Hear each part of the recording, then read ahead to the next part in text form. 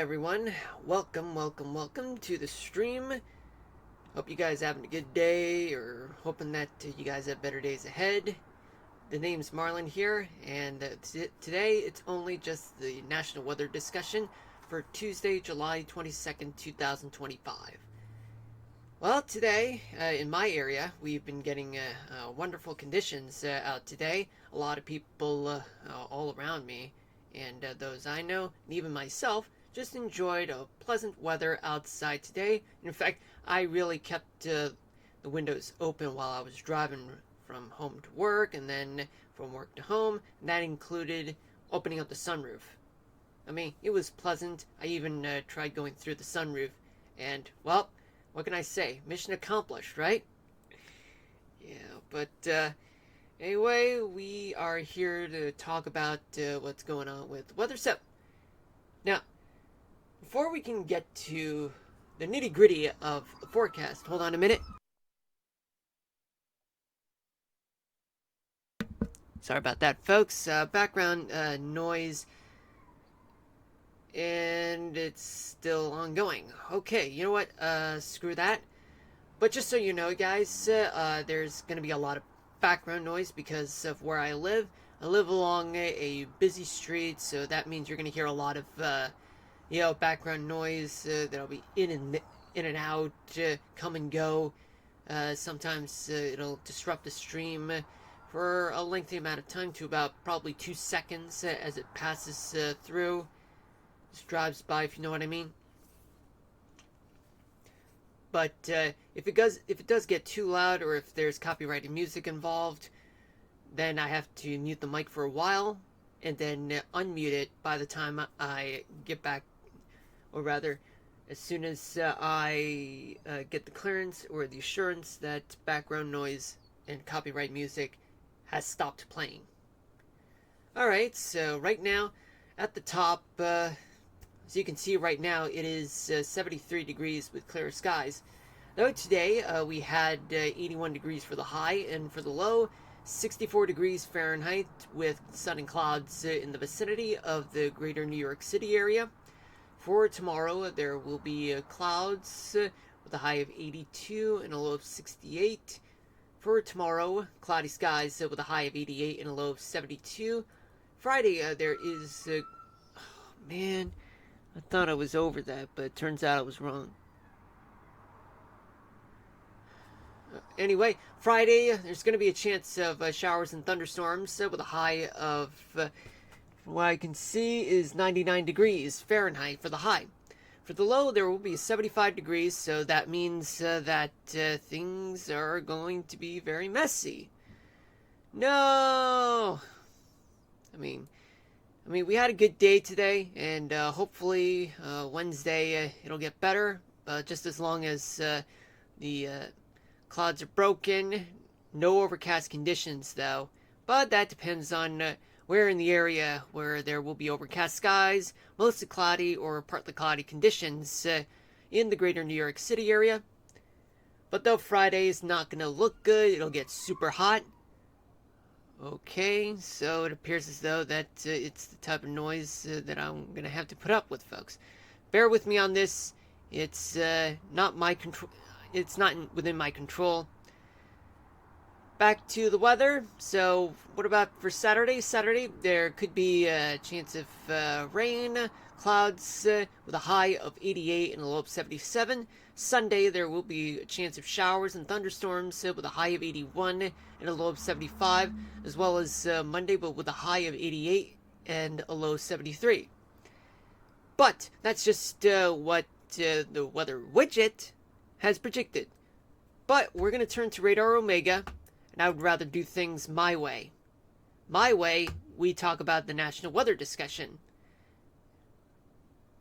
Now, what's going on throughout the contiguous United States? Well, there are 71 warnings. There are 9 flash flood warnings in New Mexico, Texas, South Carolina, Oregon, Georgia.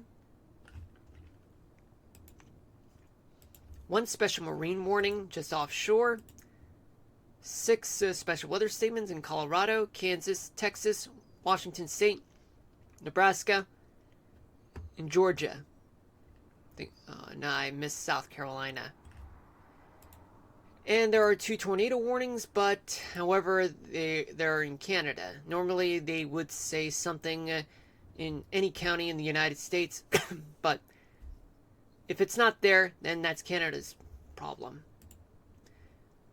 There are 16 extreme heat warnings and 12 air quality alerts, 24 flood warnings, and 1 red flag warning. Now let's go over the Northeast real quick. So what do we have?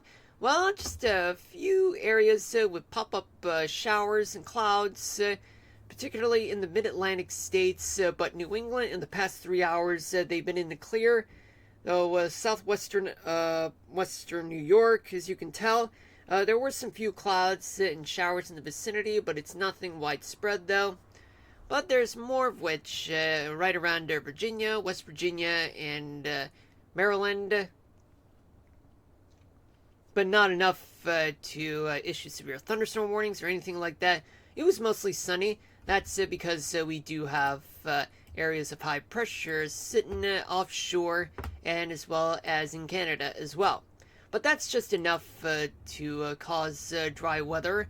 That's occurring right now, or rather throughout the whole day. Now we go down south, see what we got in the southeast.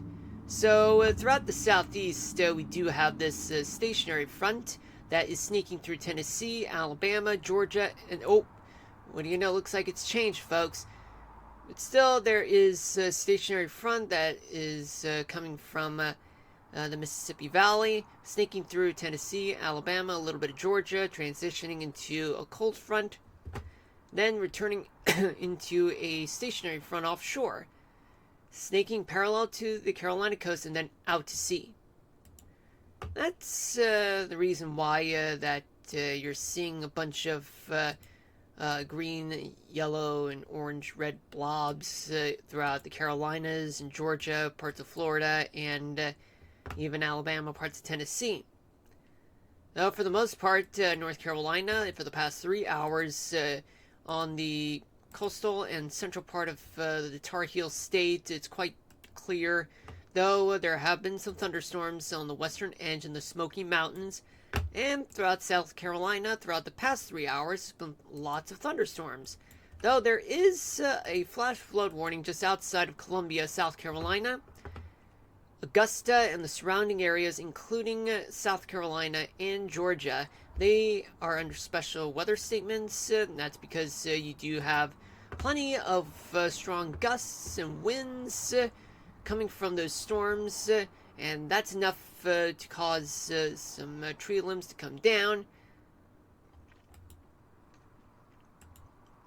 But next to which, just west of Thompson, Georgia, there is a flash flood warning indicated by radar, because you do have a lot of rain that's occurring in a short period of time.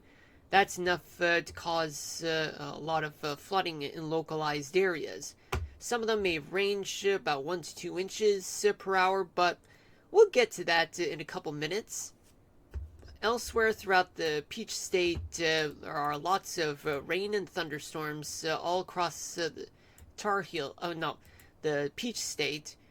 But Atlanta, from what I can tell, there are thunderstorms that have been approaching through the city, but right now they're about to get some storms that's going to approach throughout the heart of the city. More flash flood warnings just to the south in Dahlia, Georgia. Those storms, from what it looks like, they're heading southwestward towards the panhandle of Florida.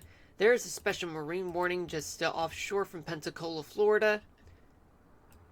All because you have lots of storms, which is just enough to cause rough waters offshore for those who are getting out into the Gulf. Right now, things are not looking good for those who are out in the water. There's more showers, a few thunderstorms, but for the most part, it's just only clouds and a few showers located in South Florida. Just 3 hours ago, it was just a lot of rain, enough to cause thunderstorms, but that has started to fade or diminish over the past 3 hours. It's been like a major headache in terms of the amount of rain that's been ongoing throughout West Palm Beach, all the way down to Hialeah, but just outside of Miami, though. They've been spared. But in places like Key West, well, they've been getting some hit and miss storms. But that started to fade away as it moves southward. That's been an occurrence throughout the past 3 hours. Now, south of Montgomery, there are thunderstorms. There were thunderstorms just a little more than 3 hours ago through the capital of Alabama in Montgomery. Right now it's moving south, entering through the panhandle of Florida. In Tennessee, some thunderstorms, just a few pockets of storms located in the south central part of Tennessee, just southwest of Nashville, and it's right along a stationary front. There's another batch just to the northwest part of the state, but mostly in Kentucky though, but that's starting to fade, and it's moving towards Alabama on the northern side. Huntsville in Alabama, they had some showers and a few storms, but those storms have faded, started moving south, and just only a few clusters of storms are just located north of Birmingham. Let's see, we got Mississippi. Oh yeah, let's not forget about western Tennessee, much of Mississippi, and that includes the coastal part of Mississippi and Louisiana. And that includes the Big Easy in New Orleans. They are under extreme heat warnings. That's because you have high humidity and high heat, which we'll discuss a little more as we move on throughout the discussion. There's also plenty of extreme heat warnings throughout eastern and central Arkansas. In Little Rock as well. Baton Rouge, they've been spared. And though there are extreme heat warnings just located east of Monroe, Louisiana, and east of Alexandria. And we go all the way to Texas. In Texas, there are plenty of special weather statements.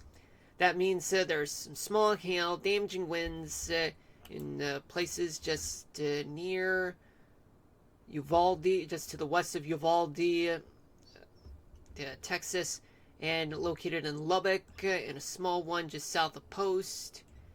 Thunderstorms are all over the place right now in the Panhandle and the western part of Texas. But most of the action has been just outside of Midland, Texas. San Angelo getting clouds and a few showers there. Uvalde will get some thunderstorms going. On the eastern side of the Lone Star State, quite dry, especially in San Antonio, Houston, Dallas, Waco, Austin. And we go to Oklahoma. Well, there is a flash flood warning in case if I forget or anyone forgets. And that's just to the south of Big Spring, just south of Lubbock, just west of San Angelo. There's a dry line just located from the Rio Grande in Texas through Carlsbad and Roswell, all the way to Colorado and through Denver.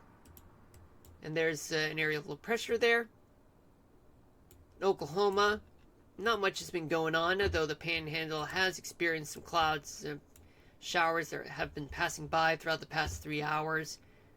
And some of them have been strong enough to produce some storms just near Guymon, Oklahoma, but the rest of the Sooner State, it's quite dry.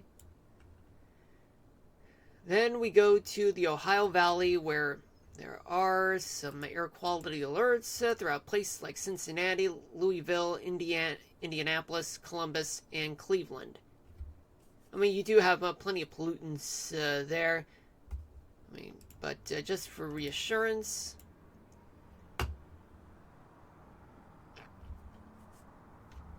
I mean, it's been issued. I mean, that's because the ozone levels are at a higher level, in which it's enough to be read as unhealthy for sensitive groups, especially for children and adults, people with respiratory issues like asthma and prolonged just asthma or any other respiratory health conditions. Well, it's best to just go for a bike ride, go for a walk, carpool, or just use mass transit, but not to drive or just to drive unessentially. I mean, it's best to just limit anything that pollutes the air, if you know what I mean. And oh yeah, and make sure you set the thermostat to no less than 75 degrees, because that consumes so much energy if you do put the thermostat at less than 75 degrees. I mean, that's technically warm enough, but for me, I would rather put it at 77 degrees, because that is equivalent to 25 degrees Celsius. 25 degrees Celsius, folks. Guess maybe that could be the topic of the day, but who knows? Throughout the past 3 hours in western Kentucky, there have been some thunderstorms just now started to fade away, but still lingering though. But not much has been going on. Ohio, Indiana, not much. It's quite dry for the most part, which is good. But still, being under air quality alerts don't often mean good things despite the nice weather. Just like here in the New York City area, but air quality alerts are no way of providing reassurance that everything's going to be okay, right? I don't think so.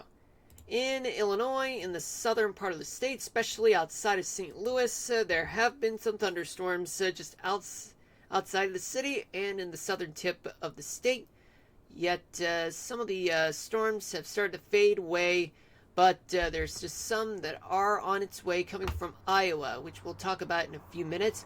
Elsewhere throughout Illinois, it's been quiet, though there have been some flood warnings for some time near Effingham.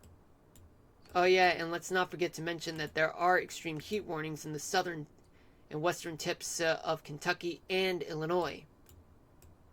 In the Great Lakes region, like Michigan, they've been really quiet for the most part, but in the Upper Peninsula, especially near Houghton, there were some thunderstorms throughout the past 3 hours that have been passing by, delivering a lot of rain and thunderstorms there, right around the Lake Superior area of the Upper Peninsula, Michigan. But in Wisconsin, for the most part, for the past 3 hours, it's been quiet as well. But just 3 hours ago, it's just a little bit cloudy on the northern western tip of Badger State. Now we go to the Dakotas and Minnesota. There are air quality alerts in northwestern Minnesota. That's because you do have plenty of smoke from the wildfires that are located in Saskatchewan and Manitoba. And I don't think it'll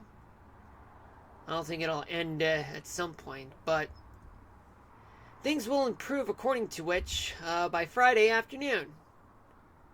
But the danger will not be over by then. It'll improve, but it just we're not even close to finishing this whole ordeal. Although there is a tornado warning just to the northeast of International Falls in Canada, but because it's in Canada, well, using the National Weather Service radar may not be so essential. I mean, we're only focused on the national weather, but if you guys want me to do it, I'd be okay with it, but you guys got to let me know if you guys want me to see if where that tornado is and where it's going. I mean, I've done that with other tornado warnings, but only within the contiguous United States. I can only do it by request on chat. Right now, I'm not seeing anything. Now, let's get back to this. So, basically, we've had a warm front that's been sneaking through places like Minnesota, Iowa, and Missouri, and interacts with a surface low pressure just outside of St. Louis, and then becomes a stationary front as it moves south. And now, oh yeah, and there's also a cold front that is located in both Minnesota and North Dakota. A stationary front is just briefly there in the northwestern part of Minnesota. But for now, let's talk about rainfall. So we have plenty of storms throughout many places in Minnesota, from places like Bemidji all the way down to outside of Minneapolis and St. Cloud and Mankato. Now we go to the Dakotas, where there, as you can see, there is a stationary front that is going through South Dakota and just briefly through Nebraska. But right now, we have, all we can say is that there are storms that are on the move throughout places like South Dakota, but they're not widespread though. They're just located right near the stationary front. In North Dakota, there are lots of places with some showers and thunderstorms, especially located near Fargo, or rather to the north of Fargo. Williston, they are getting it right about now. Minot, they're going to get it soon. Grand Forks, soon. Then we go down to the 4 states area of Nebraska, Kansas, Missouri, and Iowa. There's a special weather statement near Ames, Iowa, just north of Des Moines, the state capital of Iowa. Flood warnings located in Marengo, Iowa, especially Iowa City, with a few clouds and showers approaching. Warm fronts just moved just a little bit.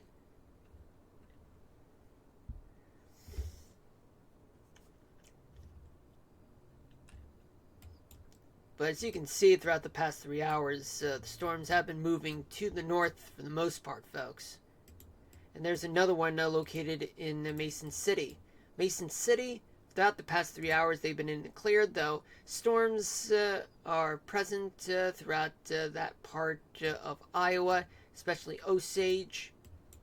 Now we go down to Missouri. In the southeastern part of the state, plus outside of St. Louis, there are extreme heat warnings, especially in Cape Girardeau. Flood warning has been issued northwest of St. Louis. Elsewhere, it's quite clear. I mean, in the past 3 hours, there have been pockets of thunderstorms just outside of St. Louis, right around near St. Louis. But right now, things are starting to fade away just a little bit in the northeastern corner, but nothing too gradual. Flood warnings have been issued just outside of Kansas City on the Kansas side, especially in the center part of the state near Salina. But the thunderstorms, special weather statements are in the northwestern corner of the state, plus southwestern Nebraska too. Thunderstorms, small hail damaging winds are there, but the rest of the state is quite clear. Though, however, there were storms just northwest of Hayes, but that's moved to the northwest. Nebraska, on the western side, it's quite worse, but just a few clouds are low, and a few showers are just near Grand Island, Nebraska. But the main attention, main spectacle has been the western part of Nebraska, with showers and thunderstorms, especially just south of Platte and north of North Platte. Now we go to the Northern Rockies. So what do we have? We got plenty of storms and showers that originate, or rather, they form and pass through the Rocky Mountains. As you can see, just pockets have been forming right around the Rockies, moving to the northeast, affecting places like Montana, much of Idaho, but not in a widespread fashion. But most of the action has been northern Wyoming, plus southeastern Wyoming as well. Well, were there any warnings? Okay, so before we get to that, there's a cold front that is present throughout the north central part of Montana, plus a brief warm front with a surface low. Then a cold front swinging through from just northeast of Helena, through the Rockies, through Idaho, and then transitioning into a stationary front as it approaches the northeastern corner of Washington State.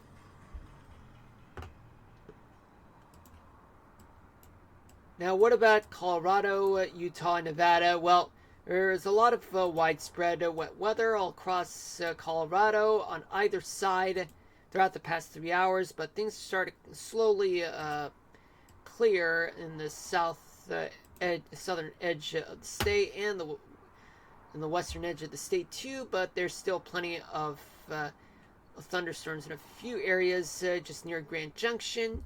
But in the central part of the state plus eastern edge of the state, thunderstorms are still present, with 2 special weather statements there. In northern Utah, there's been some thunderstorms, particularly in the northwestern corner of the state, moving to the northeast, plus northern Nevada, as well as southeastern Reno, but it's just not widespread though. Just a few passing clouds and showers that just moved from the Sierra Nevadas, moving to the direction of the northern Rockies.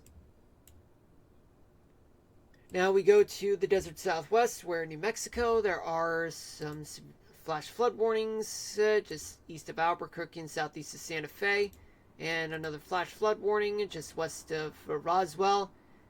And they've been appearing widespread all across the land of enchantment, and as well as southeastern Arizona. Plus, 3 hours ago, just plenty of passing showers, hit and miss storms in Phoenix and Tucson, though they're slowly moving and slowly fading to the east. Northern part of the state, they've been in the clear for the past 3 hours. California,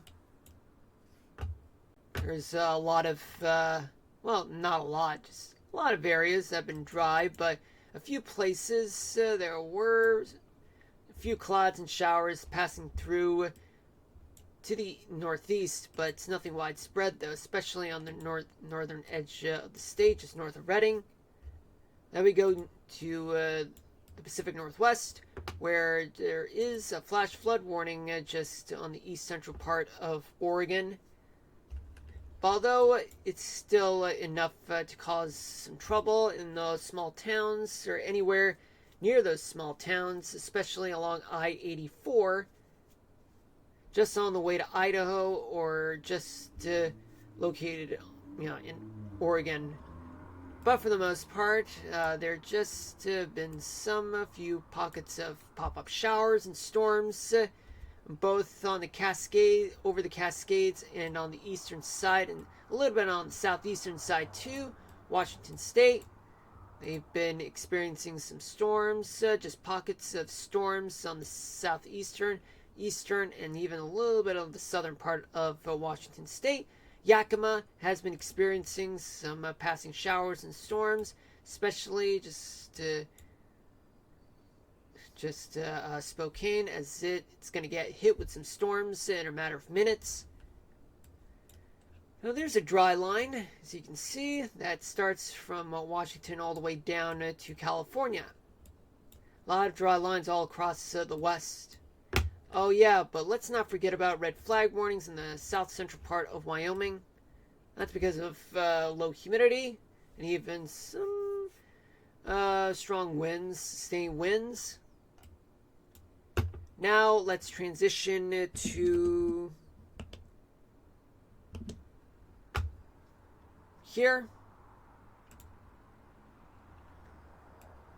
Okay, let me refresh. Well, not really. Just let me, just give me a moment, folks.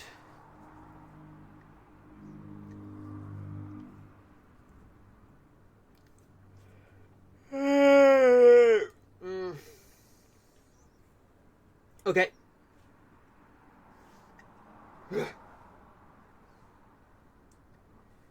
So let's go region by region. We'll go less into detail. So what do we have here for right now? Okay, so even though this says 11 p.m. And even though it's the European model, but we are going to assume that this is right now. I mean, since I could not get the current conditions for all over the United States. I mean, I tried to with Radar Omega, but unfortunately, It's only meant for localized temperature and wind speed readings. Like for example, if I were to like try to like show temperatures, temperature readings, dew point, using the wind barbs, such. I'm only limited to only localized single site type of weather readings, not the whole country, unfortunately. Which is why you guys are seeing this right now.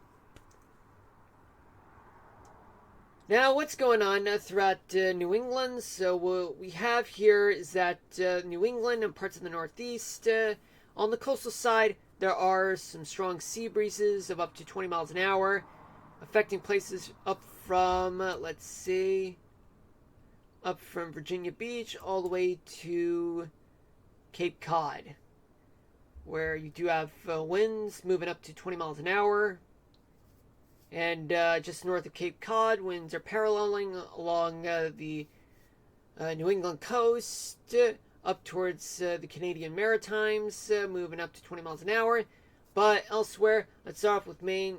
Maine has northwesterly winds moving up to 10 miles an hour. Light and variable winds throughout the interior part of the rest of New England and upstate New York. Though Pennsylvania winds are moving to the west at up to 5 miles per hour, up to 10 some places, especially up to 20 miles an hour along the Chesapeake Bay area. And winds are moving to the west in places like Virginia and West Virginia, moving up to 10 miles an hour. But temperatures throughout New England, they are in the 50s to mid 60s. And we go to upstate New York, where you have temperatures that are in the mid 60s to mid 50s to mid 60s. Pennsylvania, you have temperatures that are in the 60s to low 70s. The greater New York City area, the tri-state area, I should say, like western Connecticut, the Hudson Valley, Long Island, the greater New York City area, like the five boroughs, and New Jersey, temperatures are in the 70s, upper 60s to mid 70s. And we go down to the mid-Atlantic, where you do have Delaware, Maryland, Washington, D.C. Temperatures are in the upper 60s to mid 70s. West Virginia and Virginia, temperatures are in the 60s to 60s to low 70s in West Virginia, 70s in Virginia. Then we go to the southeast, where you have in the Carolinas, winds are coming from the northeast, but some places have winds of up to 15 to 20 miles per hour, like central and North Carolina, western South Carolina.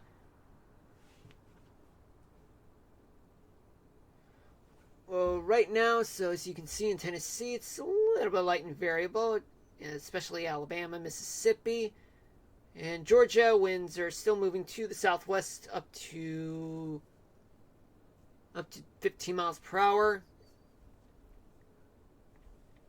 Temperatures in the Carolinas, they are in the 70s to low 80s. Tennessee, temperatures are in the mid 70s to upper 80s. Alabama, Mississippi. Yeah, sorry about that, folks. I think I got some hair. Yeah, I think I got some hair like in my mouth. Okay, so Alabama, Mississippi, temperatures are in the 80s. Georgia, temperatures are in the mid 70s to low 80s. Then we go down to Florida. Much of Florida, as you can see, they're somewhat light and variable, though. I feel like as though there may be a bug inside my mouth. It's like, hi, I wonder what's inside of this human being. Anyway, so what do we have here? So you do have a bit of a strong breeze coming from the Gulf in the Big Bend area, but it's only moving up to 10 to 15 miles an hour. But in Key West, winds are from the southeast, blowing up to 20 miles an hour. Along the Atlantic coast of Florida, winds are blowing offshore. The winds are blowing up to 15 miles an hour. Throughout Florida, temperatures are in the mid 70s to mid 80s there. Then we go across the Mississippi, where you do have winds that are mostly moving to the north all across 4 states of Louisiana, Arkansas, Oklahoma, and Texas. But however, in southern Texas, winds are moving to the northwest, though they are moving up to 30 miles an hour in some places, but then ends up becoming light and a little bit variable in some places. In western Texas, though, well, in the Panhandle, winds moving to the north of up to 25 miles per hour. Just a little light and variable in the western tip of Texas. Just on the eastern sides of Oklahoma and Texas, winds are moving up to 15 miles per hour, up to 20 in some places. The rest of Oklahoma, of course, they're moving to the north, but they're blowing at up to 25 to 30 miles per hour in a few places. Arkansas, it's quite light, and Louisiana too.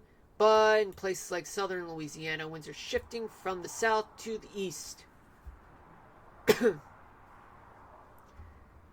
Temperatures in Louisiana and Arkansas, they're in the 80s.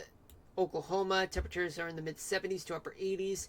Texas, you can see temperatures are in the western part of Texas. They are in the 70s to low 80s. Southern Texas, temperatures are in the mid 80s to mid 90s. Throughout eastern and northern Texas, temperatures are in the 80s. Now we go to the Ohio Valley, where winds are generally coming from the northeast, then shifting to the northwest, where winds are blowing at no more than 20 miles an hour for the most part, folks. Temperatures in Kentucky, Ohio, Indiana are in the 70s. Illinois, temperatures are in the 70s to low 80s statewide. Then we go to the Great Lakes region, where winds are moving to the north in both peninsulas, but with the exception of the southern half of the lower peninsula of Michigan, where winds are coming from the southeast, shifting to the north, though. Well, winds are up to 20 miles an hour in the lower half, lower peninsula. Upper peninsula, winds blowing up to 25 to 30 miles per hour in a few places. Wisconsin, up to 25 miles per hour in some places, too. Virtually, they're moving to the north, but along the lakeside, up to 30 miles an hour, though. Temperatures throughout both lower Michigan and Wisconsin, temperatures are in the 70s. Upper Peninsula Michigan, temperatures are in the 60s to mid 70s. Now we go to Minnesota and the Dakotas. What do we have here? Well, you do have Minnesota throughout the southern half of the state. Winds are coming from the south, blowing up to 25 miles an hour. But in northern Minnesota, for the most part, winds are somewhat light and variable, but stronger winds. There's some places that have stronger winds, though. In North Dakota, winds are coming from the northeast, but in some places they're either shifting to...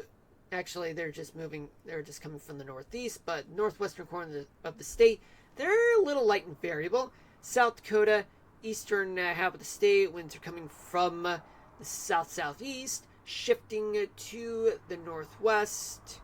Before what it looks like, it's becoming a little light, though. In southeastern part of South Dakota, winds are up to 25 miles per hour. Minnesota, I think I already said this, but up to 25 miles per hour. Central part of the state of North Dakota, also up to 25 miles per hour. The temperatures in Minnesota, they are in the 70s. North Dakota, mid 60s to mid 70s. South Dakota, temperatures are in the 70s to low 80s. Then we go down to the 4 states area of Iowa, Missouri, Kansas, and Nebraska, where winds are generally, they are blowing to the north-northwest. In Kansas, they're blowing up to 25, maybe up to 30 miles per hour in some places in Kansas, in the Sunflower State. Iowa, up to 25. Northern Missouri, also up to 25, but elsewhere it's up to 15. Nebraska, winds are up to 25 miles per hour. In throughout much of the state, but elsewhere it's a little light though. Now we see in Iowa, temperatures are in the 70s to low 80s. Same story in Missouri. Kansas, temperatures are in the 80s. Nebraska, temperatures are also in the 70s to low 80s too. Now we go to the Northern Rockies. Let's see what we have. Well, judging from this, folks, in many places in northern Idaho, winds are very light and variable. Southern half of the state, winds are moving to, well, they're just blowing to the east in general. Some places have winds shifting to the south, other places up to the northeast. But some places winds are up to 25 miles per hour. In Montana, winds are generally just blowing to the south in the southerly direction, though. But elsewhere, they're more light and variable in much of Montana, though. And wherever there are strong winds, they're blowing up to 25 to 30 miles per hour. Wyoming, there is an area of surface low pressure center in the center part of the state. Though the strongest winds, they are blowing up to 25 to 30 miles an hour. Though winds are moving in a somewhat counterclockwise flow. But in other places, they're a little light and variable, though, blowing up to 5 to 10 miles an hour. Temperatures in Montana, they are in the upper 50s to upper 60s. Idaho, temperatures are in the 50s to low 60s in the northern half of the state. Southern half, temperatures are in the 60s to mid 70s. Wyoming, temperatures are in the low 60s to upper 70s. Let's go down to Colorado, Utah, and Nevada, where you do have winds. Some places have winds blowing to the north, where winds, they're blowing up to 25, maybe a few places like the southeast corner of the state, up to 30. Elsewhere throughout Colorado, particularly in the Rockies, somewhat light and variable. In Utah, you have in the northern half of the state, you have winds that are coming from the north, but then becomes a little light, but stronger winds. They're blowing up to 25 to 30 miles per hour. Similar story in the southern half of the state. In Nevada, in the northern half of the state, winds are coming from the northwest. Southern half of the state, winds are coming from the south.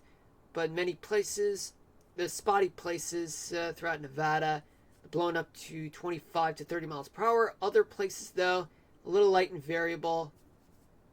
Temperatures in Colorado, they actually range from 62 in Alamosa to 80 in Grand Junction.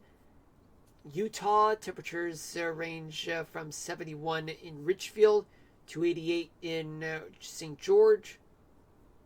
Nevada, you get temperatures throughout much of the state. They are in the 70s, but in places like Las Vegas and the rest of the deserts, rest of the southern tip of Nevada, temperatures are in the 80s to mid 90s.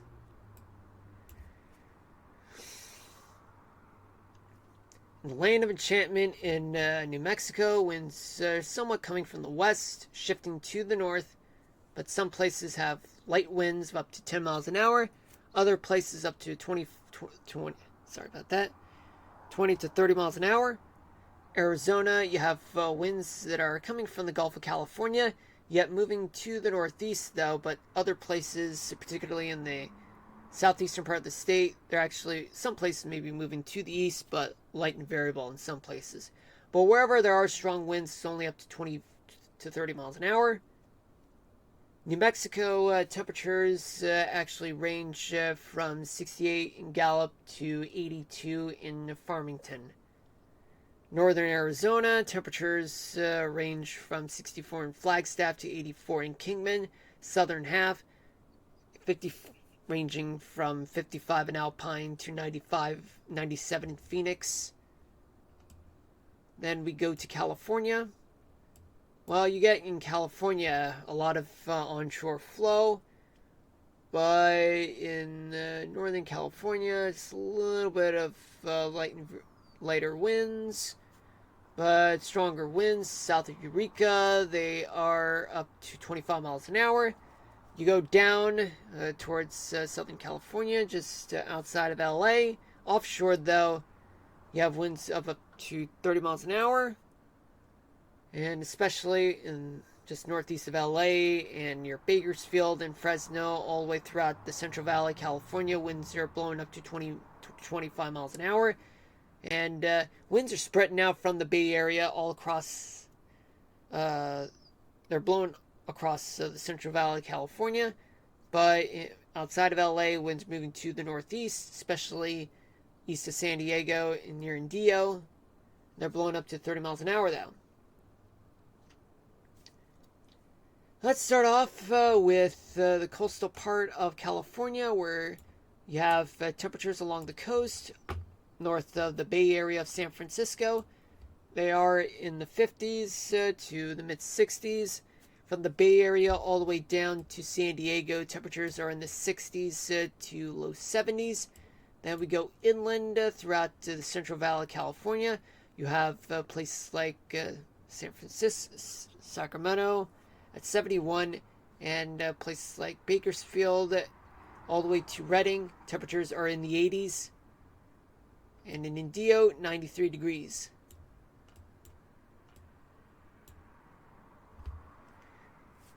Let me see the chat, if there is any, if I skipped any. If I do, I deeply apologize for that, folks.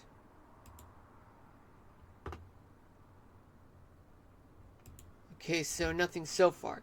Okay, so in the Pacific Northwest, on the leeward side, it's quite somewhat light and variable, though. But in the central parts of each state, winds are blowing generally in the southward direction, but they're blowing up to 25 miles per hour. In the coastal side, you get onshore winds, regardless. Even though offshore or along the beach, winds are moving to the south, though, blowing up to 25 miles per hour, though. Now we talked about temperatures throughout Oregon. They are in the 70s. So Washington State temperatures are in the 70s to low 80s. Now let's go to gusts.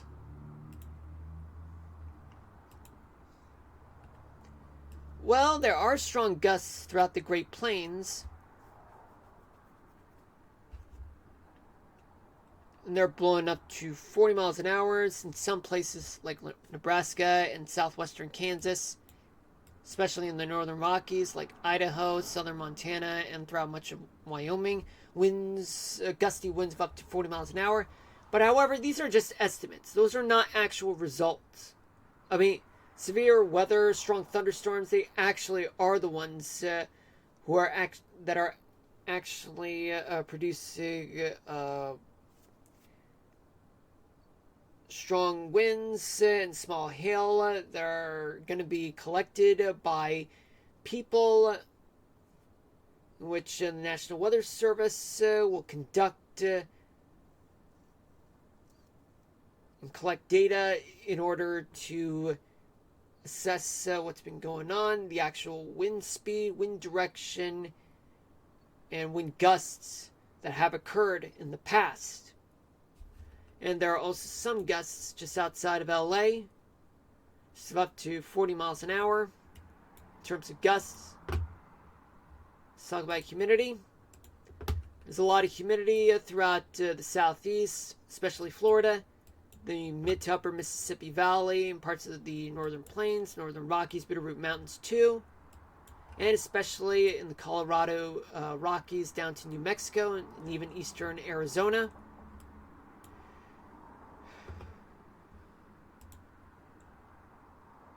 Rainfall estimates. Although this is not exact, this was an estimate, but flash flood warnings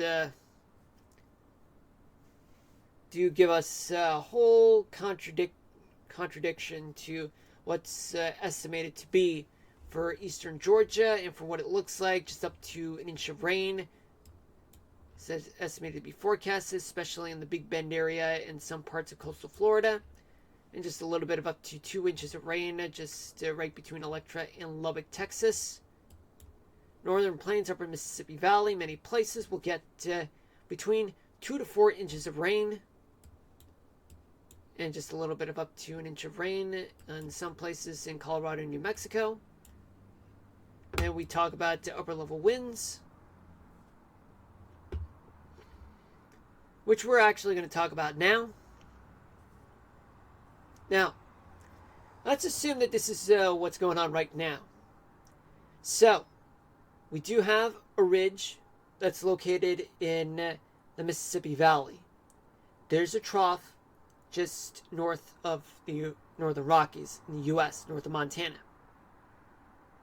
And also another trough just off of the California coast.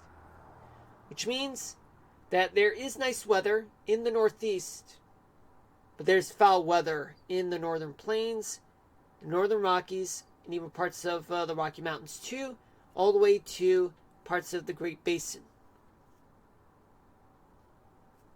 Now we switch to what's going on 24 hours from now.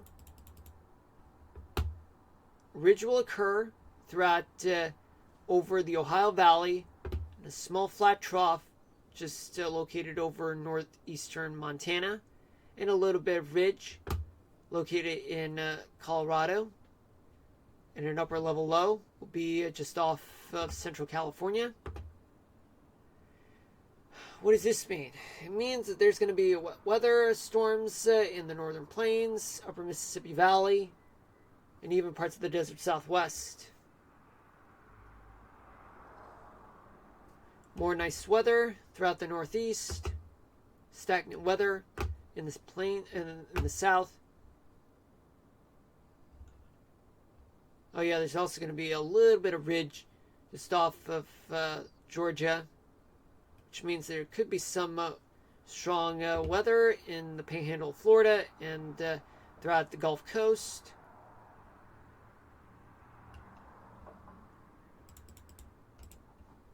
Thursday night, a trough, a ridge, just off of the Mid-Atlantic.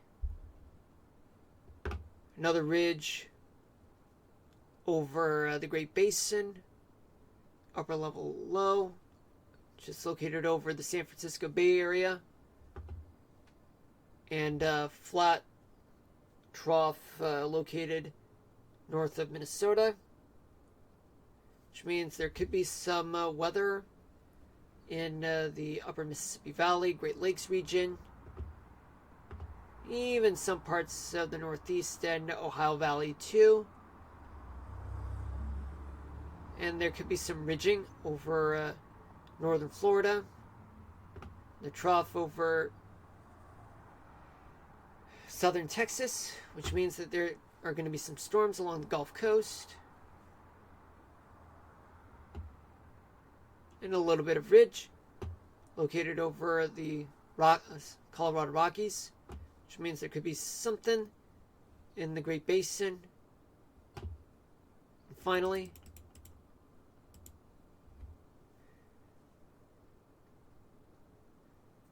by Friday night, it's going to be a ridge over the Colorado Rockies, a trough off of California, and another one just located in British Columbia. A ridge over the Ohio Valley, and even over the Colorado Rockies, if I failed to mention that, and even a little bit of trough just north of Maine, near Hudson Bay. An upper level high will be over the southeast, which could mean that there could be some weather throughout the Great Basin, parts of the Southwest, even some parts of the upper Mississippi Valley, and as well as parts of the Mississippi Valley too, in the lower part of the Mississippi Valley. Before we can get back to Radar Omega, Let's talk about the tropics. This is as of 7:44 p.m. Eastern Daylight Time today. And there is a 10% chance of development within both 48 hours and within 7 days. 10%. Now it's going to be located over in just south of the Gulf Coast. It's going to be all over the Gulf. But there's a very minimal chance that it'll happen. Now, how do I know about this? Now, there's going to be, let me go back. This is the GFS model, folks.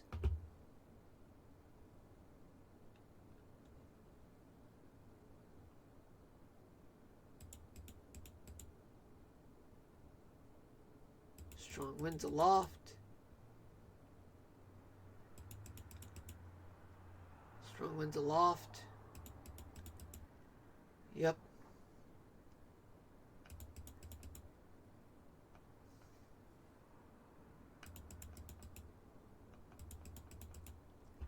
Yeah, folks, I really don't think that it's going to happen. At least according to the GFS model, but according to the European model,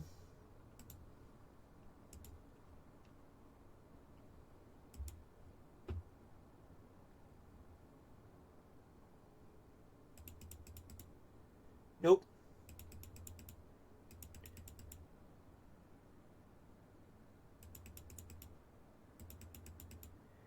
Yeah, you guys are paying attention to all this, right? This is for Friday night.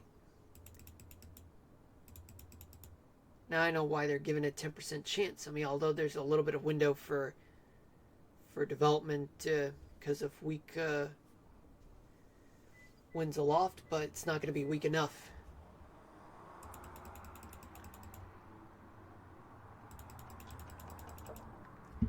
Yep, I don't think that's going to happen. I mean, it's not impossible, but it's just it won't be too likely. All right, now let's switch gears back here. Only tornado warnings in Canada, though. Let's go to the models. Let's use the NAM.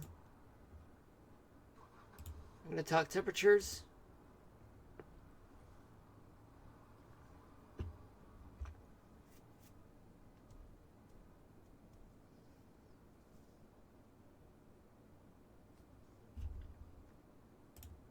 Looks like the tornado warning has been lifted in Canada.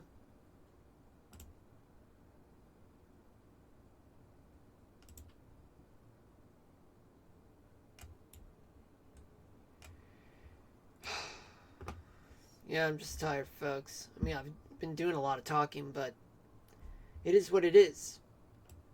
There are lots of warm lows throughout much of the South, the Mississippi Valley. Lots of chilly temperatures for the morning hours in northern New England, in the interior part of New England, especially in the Rockies, parts of the Great Basin too, even parts of California and the Sierra Nevadas. Parts of the desert Southwest like Arizona will get warm lows.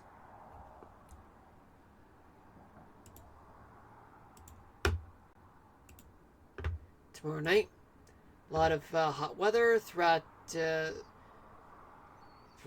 south central part of the country, especially throughout much of the Great Plains and Mississippi Valley.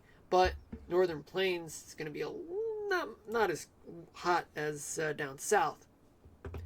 Some parts of the Great Basin, desert Southwest, Central Valley, California, all the way to the leeward side of the Cascades. Many places will get some hot weather.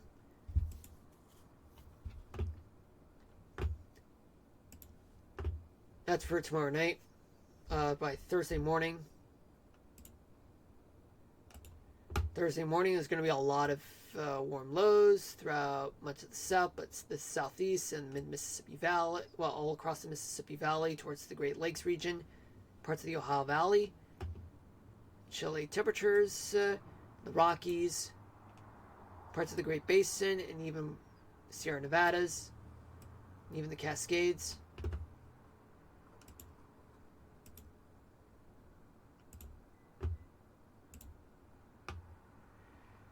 Let's take a look at what's going on for Thursday night.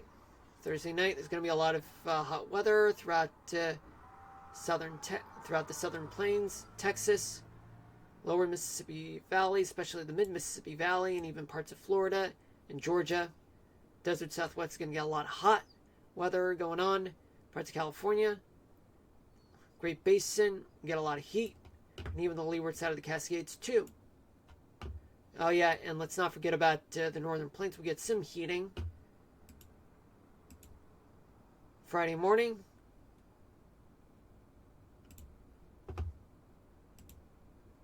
plenty of warm lows throughout the Mississippi Valley, the lower to mid Mississippi Valley, Texas, southern plains, and even the Ohio Valley. Oh yeah, and let's not forget about parts of the southeast and even some places in the interior northeast. A lot of warm lows throughout the desert southwest. Chilly temperatures in some parts of the Rockies and Great Basin. Cascades, and even coastal California. While on the beaches, though. Well, that's for 2 o'clock. My bad, folks. My bad. But, however, much of it stands, though. Much of it stands, actually, with the exception, though, there's just chilly temperatures throughout Great Basin, much of California, though.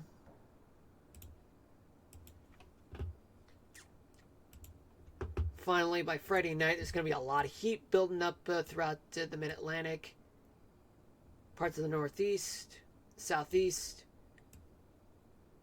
Texas, lower Mississippi Valley, Northern Plains, Northern Rockies too, Desert Southwest, much of the Great Basin too, even parts of the leeward side of the Cascades, Central Valley, California. Let's talk about humidity. It's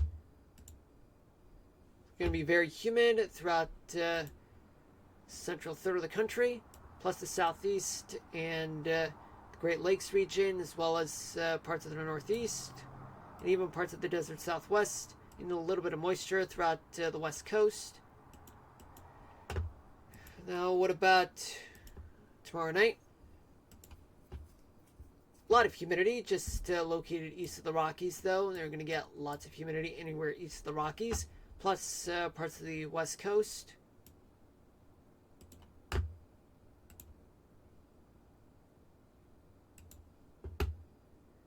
Thursday morning, anywhere east of the Rockies, get a lot of humidity, though, except for parts of the Dakotas where it's not going to be as humid as the rest of east of the Rockies.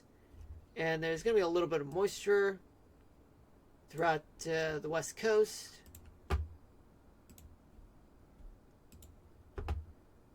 Thursday night, a lot of humidity.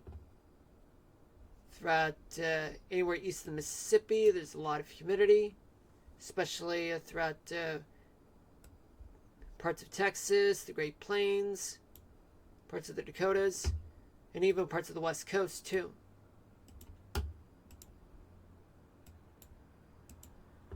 Friday morning, a lot of humidity east of the Rockies.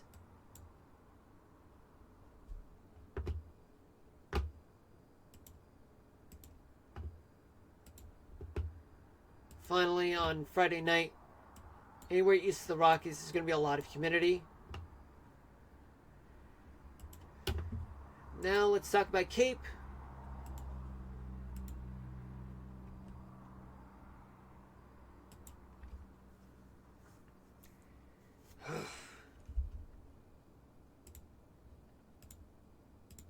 Didn't mean to press that.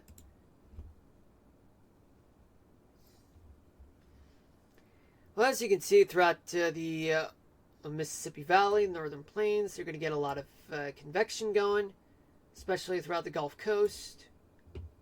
Parts of Texas, just some convection.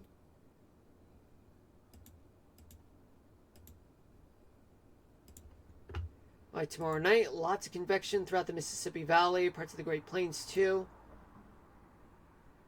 A little bit of convection in Florida, in Texas, and the parts of the Rockies, and a little bit in a few places in the Great Basin and the Cascades and Sierra Nevadas because of the lift, moisture, but it's not enough in comparison to the Mississippi Valley.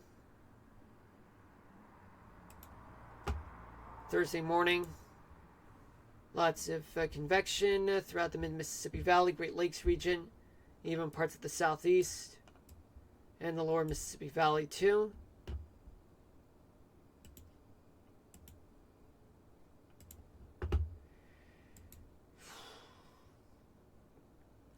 Lots of convection throughout the mid-Mississippi Valley, the southern plains, southern Great Lakes region. Some convection throughout much of the south and even the northern plains.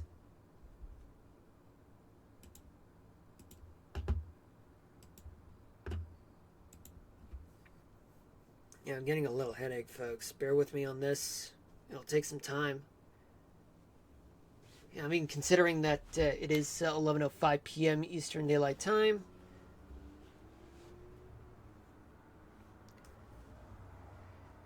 Sorry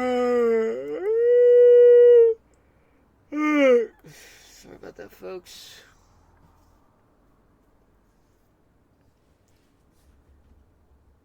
Now, for Friday morning, there's going to be some convection throughout the southeast, lower and mid Mississippi Valley, the Ohio Valley as well, the Great Plains, and even parts of the interior northeast. And finally, Friday night, there's going to be a lot of convection throughout the mid to lower Mississippi Valley, and even parts of the Ohio Valley too, and even plenty of convection throughout the southeast, and as well as the Great Plains region, and particularly in the Dakotas. Oh yeah, and there's going to be plenty of convection throughout parts of the northeast too. Now let's talk about precipitation.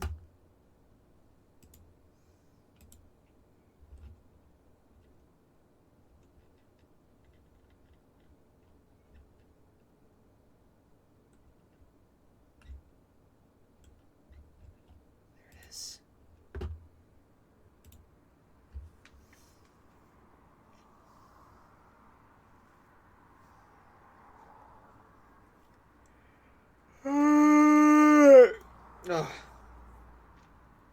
We're almost done, folks. We're almost done. Now, there are going to be some activity with thunderstorms throughout the southeast for tomorrow morning, as well as the northern plains, upper Mississippi Valley, parts of the Great Lakes region, and even some clouds, showers, and a few storms throughout the Rockies, as well as more storms in New Mexico, a few stray showers and clouds throughout parts of the West Coast. Nothing much going on throughout the Northeast, as well as the Great Basin.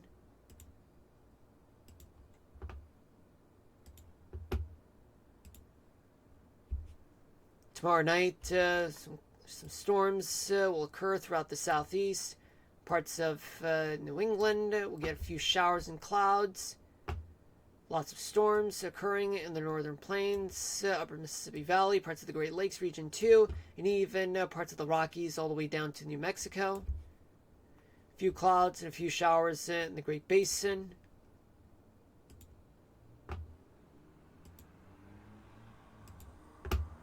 Thursday morning, plenty of showers, clouds, and storms throughout parts of the Gulf Coast and the southeast, as well as more storms throughout the parts of the Great Plains, upper Mississippi Valley. A few stray clouds and showers in parts of the West Coast and even the Land of Enchantment, and as well as parts of Colorado.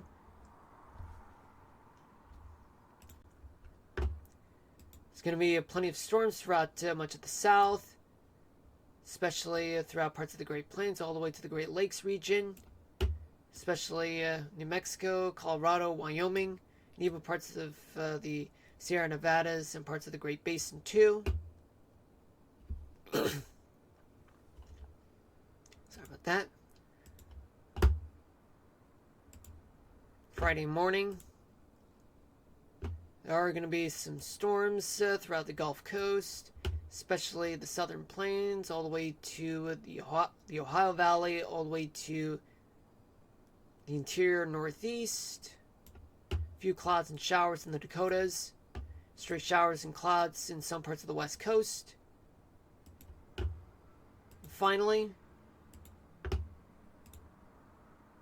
we got a lot of wet weather throughout. We got plenty of storms to go around in places like the Central Great Plains, Mid-Mississippi Valley, all the way to the Northeast. And more storms throughout the South, especially in Colorado, New Mexico, Wyoming, and even parts of the Bitterroot Mountains too, especially parts of the Great Basin, all the way to the Sierra Nevadas, Northern California too, and even some clouds and showers in northwestern Washington state. If I didn't say the Dakotas, I'm so sorry, but there's going to be some storms going on. Alright folks, that's it for the national weather discussion, but before we conclude the stream, I think I remember, well, I don't know, I have to trace back my memory. If I really did set up the weather topic of the day, but if I forget, then I do have a backup weather topic of the day. Let me see, what was this? Let me think.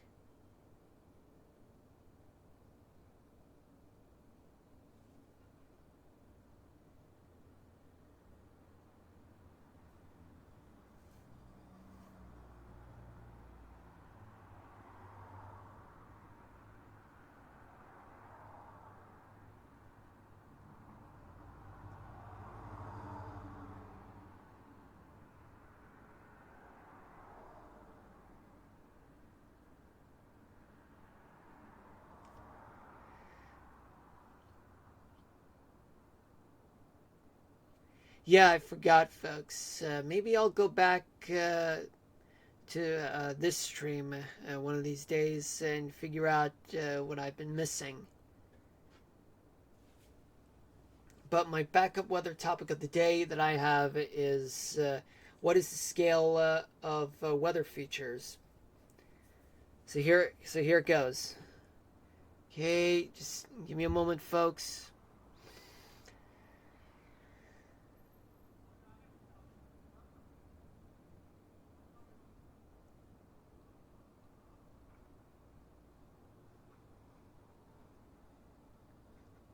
Weather phenomena are characterized into different scales based on their size and duration, primarily ranging from microscale to a global scale. The main scales are microscale, mesoscale, synoptic scale, and global scale. Microscale is the smallest scale, typically less than a kilometer in diameter, which includes individual thunderstorms, turbulence, and local wind variations. Mesoscale ranges from 1 kilometer to 1,000 kilometers. For example, thunderstorms, sea breezes, squall lines, and mountain and valley breezes. Synoptic scale encompasses weather systems that cover large areas from 1,000 to 2,500 kilometers. For example, extratropical cyclones, weather fronts, and high and low pressure systems. And finally, global scale is the type of scale that encompasses weather phenomena that affect the entire globe, such as global wind patterns, and El Nino or La Nina. Well, folks, I have failed. It appears as though that I did not do a good job on that one, but I'll try it again, folks.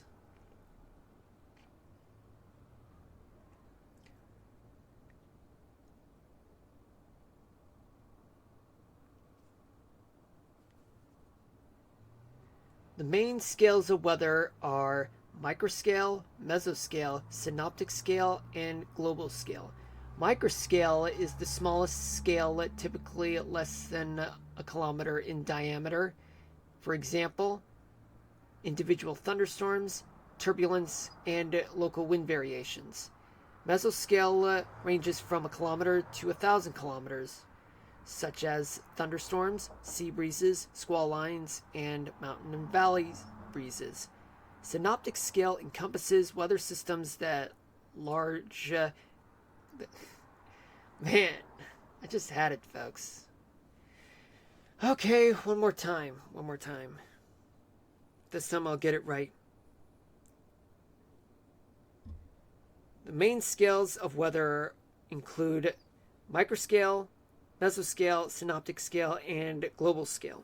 Microscale is the smallest scale, typically less than a kilometer in diameter. The examples include individual thunderstorms, turbulence, and local wind variations.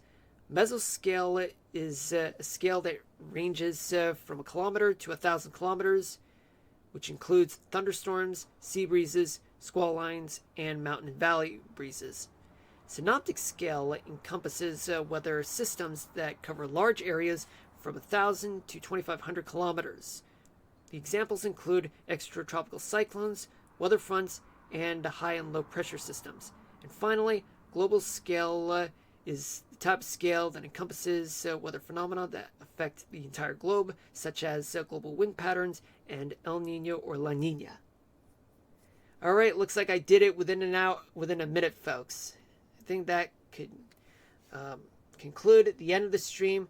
I want to thank you guys for watching, and for those of you who are expecting Minecraft, I deeply apologize for that because, okay, I have to be honest with you folks that I was gonna stream for you guys considering that I was supposed to go to the laundry today, but however, it's been postponed until tomorrow. I mean, and not only that, but I came home just about a couple minutes late, and as a result, I would have been late for the stream. But am I going to stream tomorrow? Unfortunately, no. I am going to stream for you guys on Thursday, in which I will be streaming you guys Minecraft. But if there's anything that gets in the way, I might have to change the schedule of the stream for Thursday. So there could be a chance that it could be 6 to 8 p.m. Eastern Daylight Time, or 6 to 7 p.m. and 10 to 11 p.m. Eastern Daylight Time. Sorry about that, but I'll keep you guys posted in some of my socials. But in the meantime, do hit me with a follow and turn on the notifications so that you guys will know when I'll be streaming the next time, because that way you guys will know when I'll be streaming the next time. All right. Thank you guys for watching. I'll see you guys on Thursday for the national weather discussion, along with the next episode of Minecraft, episode 53. All right, take care of you guys and each other. Peace out, everybody. Love you all. Signing out.